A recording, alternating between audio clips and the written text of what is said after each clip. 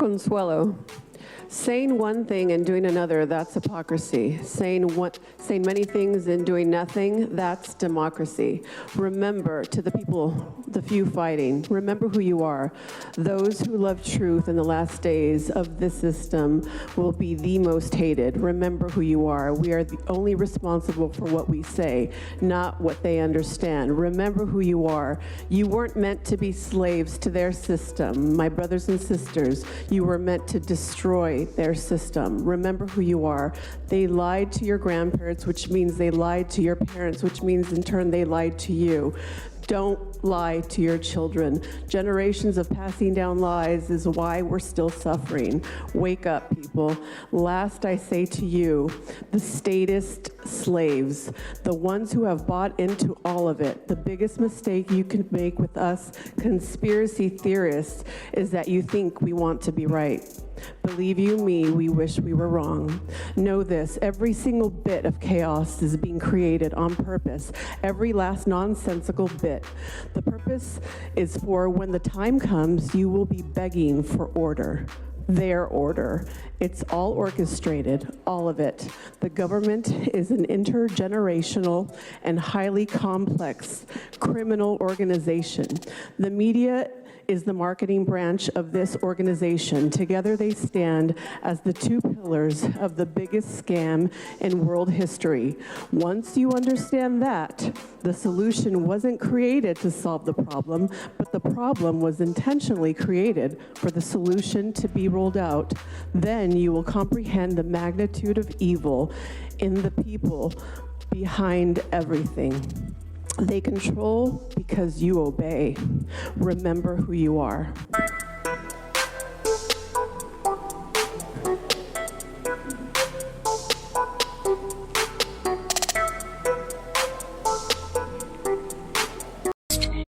The final goal is to eradicate humanity as we know it.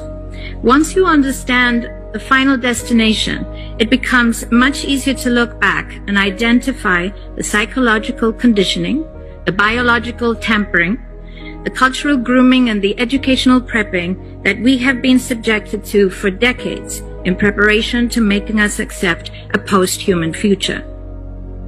It takes a lot of physical and psychological abuse to get an intelligent species like ours to agree to its own extinction.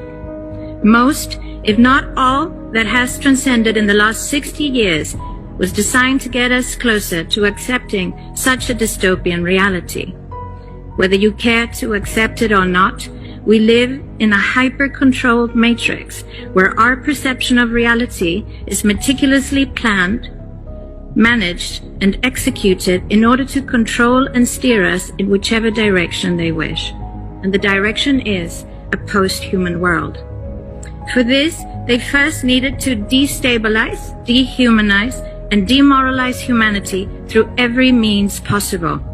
The destruction of the nuclear family, children being indoctrinated by the state, abortion, the eradication of God and spirituality from education, life in megacities and away from nature, toxic food, air and water, social media, replacing real human connection and interaction, engineered financial crisis and taxation, endless wars and massive migration, stress, anxiety, depression, drugs and alcohol, constant fear-mongering, moral relativism as the new religion, and I could go on and on about how humanity has been influenced and forced to move away from all the things that give us strength, security, purpose, and meaning. A weak, immoral, disconnected, ignorant, and unhealthy population is an easy target for the next stage, the creation of an entire generation of androgynous beings. Who gave them the right to charge us for water and land they didn't create? We should not be paying anything for our existence on this earth. Let that sink in. Let it scrape against everything that you've been taught. Because the most insane idea humanity ever normalized is that you owe money simply for being alive. You were born here without consent on a planet you did not create, under a sky that no government ever hung, breathing air that no corporation manufactured, and somehow you start life already in debt. That's not normal. That's not moral. That is not even sane. Explain to me how land became owned. Explain how water became a bill. Explain how shelter became rent, movement became a license, and rest became something you have to earn after selling most of your waking hours. They didn't just monetize labor, they monetized survival. And the moment survival has a price tag, freedom is gone. Because if you must comply to be allowed to live, that is not choice. That is coercion, wearing a suit and calling itself civilization. And don't insult people by calling this just how the world works. That phrase is the psychological gag they stuff in your mouth before they tighten the leash. Miss enough payments and watch how fast the mask drops. They don't just take your house. They don't just shut off your utilities. They take your mobility. They take your dignity.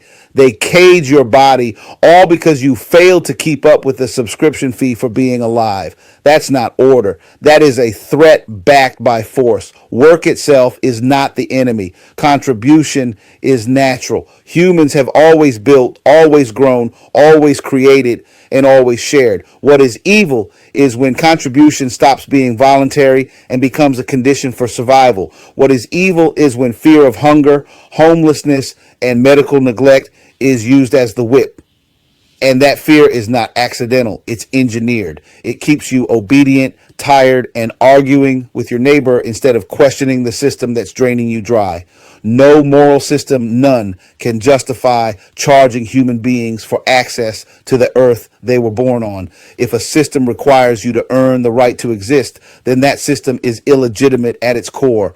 And if hearing this makes you uncomfortable, good. That discomfort is the sound of a lie cracking. You're not lazy for questioning this. You're not crazy for feeling it's wrong. You're dangerous because you're starting to realize the truth. You were never meant to pay for your own existence.